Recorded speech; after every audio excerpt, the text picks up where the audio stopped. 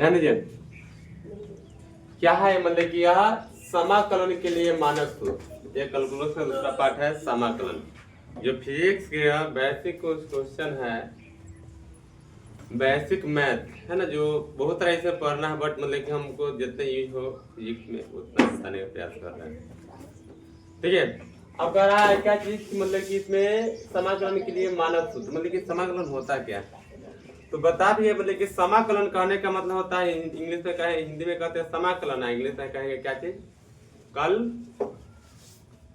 Sorry Hindi में कहेंगे समाकलन और हिंदी यानी इंग्लिश में कहेंगे इंटीग्रेशन। क्या कहेंगे, इंटीग्रेशन, है ना।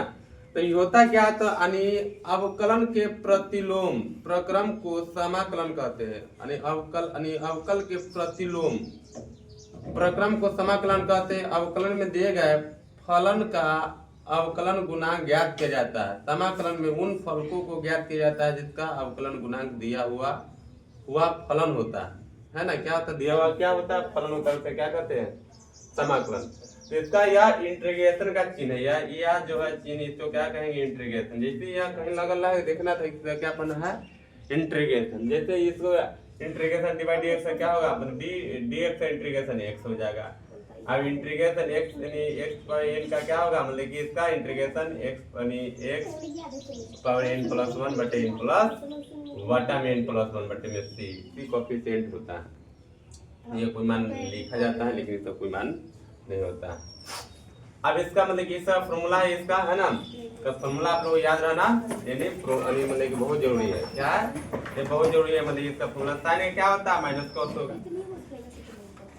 त्रिकोणमिति है ना, कैलकुलस, इससे पूरा रीजन है, मतलब कि पूरा एक दूसरे के सटा हुआ है। मैथ में अगर ये ज्ञान है, अगर नहीं है दूसरा ज्ञान नहीं होगा, क्योंकि एक दूसरे पर आधारित है ना।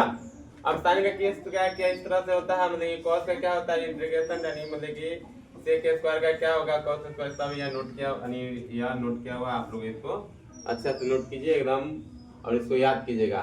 फिर इसी तरह integration cos sec x into cot x का dx का इंटीग्रेशन क्या होगा, तो minus cos x plus c coefficient रहता है, सब जगह में लगल है कि नहीं है। फिर इसी तरह इसका इधर आएगा तो इसका इंटीग्रेशन ये होगा, इसका रहेगा तो इंटीग्रेशन ये।